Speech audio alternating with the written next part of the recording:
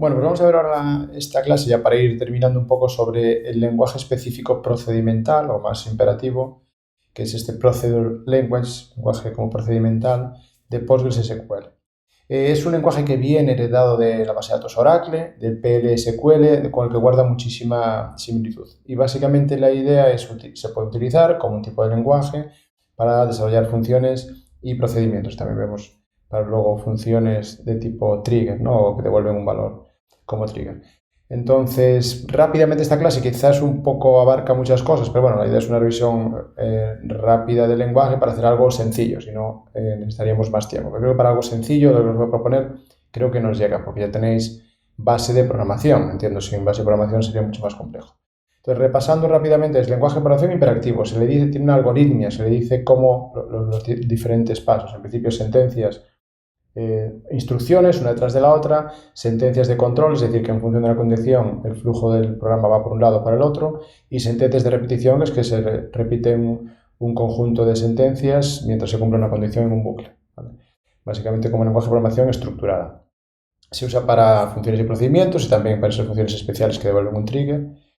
Siempre se ejecuta en el servidor, entonces recordar que estamos hablando de programar en el servidor, por lo tanto la potencia es que es un lenguaje que, digamos, el mismo servidor de base de datos, y cada uno tiene el suyo con sus particularidades, lo puede ejecutar. Se utiliza también cada día más otro tipo de lenguajes procedimentales, que no son PGSQL, se puede utilizar Python, TCL o funciones en C. Pero bueno, recordar que es el servidor el que ejecuta, el que tiene, digamos, el motor de ejecución de ese lenguaje, y lo hace sobre la base de datos, ¿vale? Y similar ahí también a PLSQL de Oracle, muy similar, no exactamente igual, pero casi. Aunque, ojo, que cada sistema gestor tiene su propio lenguaje a veces procedimental y hay que tener cuidado con las migraciones sobre todo. Pero bueno, sí que básicamente se basan en lo mismo. La estructura siempre es la misma, se crea una función, recordad como habíamos hecho hasta ahora, y se implementa dentro del cuerpo. Es el function body test. Cuando lo hacíamos con SQL era un SQL body, ¿vale? Como SQL, aquí es lo mismo, solo que lo delimitamos, por ejemplo, con comillas o con el $, y ahí está el lenguaje que tiene algunas características concretas. Las características concretas es que el código va en bloques estructurados, un bloque puede haber varios bloques que pueden ir en un contexto, es decir, con una etiqueta que permite moverse de un bloque a otro, que eso no suele ser, a veces es mejor que sea estructurado, no andarse moviendo con los bloques, pero bueno, en principio hay un bloque, puede haber bloques dentro de bloques.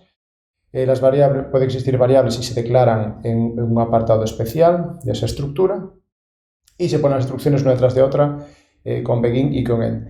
Estas instrucciones, bueno, hay varios tipos de instrucciones, pero algunas son SQL, es decir, el SQL está insertado dentro del lenguaje, ¿vale? Vamos a ver un poco un ejemplo. Lo mejor es verlo directamente con un ejemplo. En este caso, veis que es una función, devuelve un entero, con un argumento también entero, y veis que declara, veis que en la declaración, ahí aparece, lo hace además, bueno, llamada id como un alias. Aquí el alias, recordar, veis que mezcla el SQL, es decir, que en vez de poner $1, que $1 es el parámetro posicional, es decir, el primer elemento que le pasas, donde aparece ese integer, donde aparece el primero, pues el primero es $1, así $2, $3. También se puede utilizar nombrando los parámetros, pero aquí lo que hace es un alias para saber que todo lo que aparece, que donde ponga yo llamada id dentro de mi código, es $1, ¿vale? Y declaro otra que se llama contacto id como entero. Ahí aparece aparte que no viene con el parámetro de entrada. Veis que al final lo puedo declarar ahí. Entonces declaro ahí las variables, hago una serie de cosas ahí, pues selecciono, vale, me devuelve una serie de información y devuelve un dato concreto, es el contacto id, creo que es aquí, ¿vale? Que aparece ahí, ¿vale? Veis que utiliza dentro de las sentencias SQL las variables. Esto es quizá el ejemplo más sencillo, ¿vale? Luego es hacerlo, pero veis que al final la estructura aparece ahí clara. En la declaración de variables, toda la programación puede ser más compleja, pero básicamente las variables se tienen que declarar para poder utilizarlas después, se le asigna un nombre, tienen que tener un tipo, recordar con tipo SQL, que eso es un lenguaje PLSQL muy fuertemente tipificado, es decir, es muy estricto con los tipos.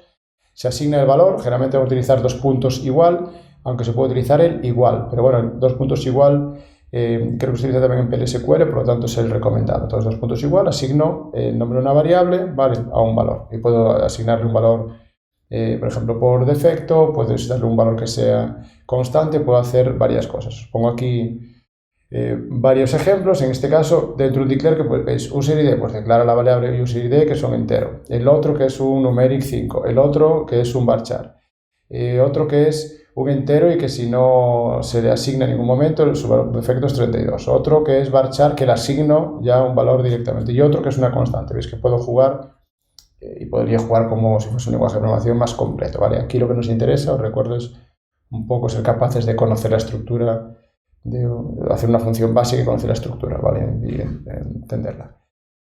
Recordar que están disponibles variables, los argumentos de la función, los parámetros que se le pasan a la función, como argumentos posicionales, es decir, $1, $2, y a veces se pueden también recordar que los argumentos pueden ser posicionales o nombrarlos también, nominales, ¿vale? Parametrizables.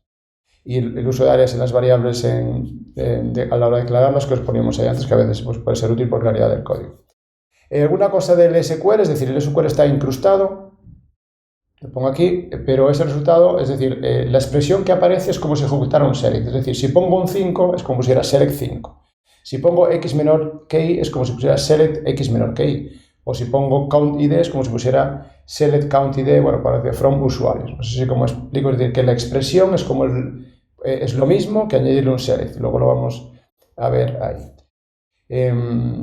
Instrucciones básicas, la de asignación, 2 puntos igual, instrucciones SQL se ejecutan tal cual, hay algunas que no devuelven resultado, pero bueno, se ejecutan como una, se puede asignar alguna variable.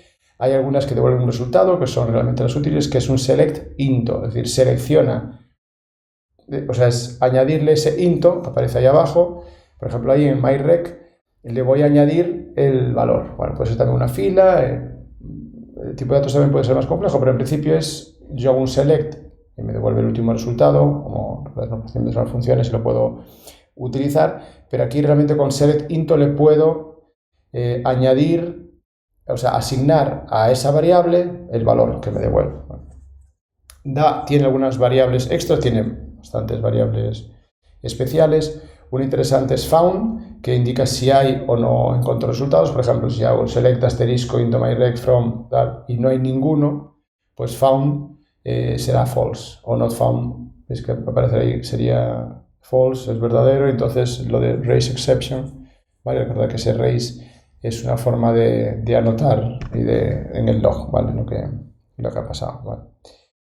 Veis ahí también os adelanto que aparece un if, ¿vale? Eso lo veremos más adelante, ¿vale? Esa variable es found y hay algunas más, por ejemplo row count, que es el número de filas de vueltas. Hay varias más, pero bueno, para que, digamos, podamos entender la variedad que tiene. Hay varias estructuras de control, hay varias, os puse ahí, la típica es repasar un poco la función conditional case, que ya habíamos visto, y un ejemplo típico es un if, then, else, que ya habéis visto en programación, simplemente es igual, entendiendo un poco aquí la sintaxis, ¿vale?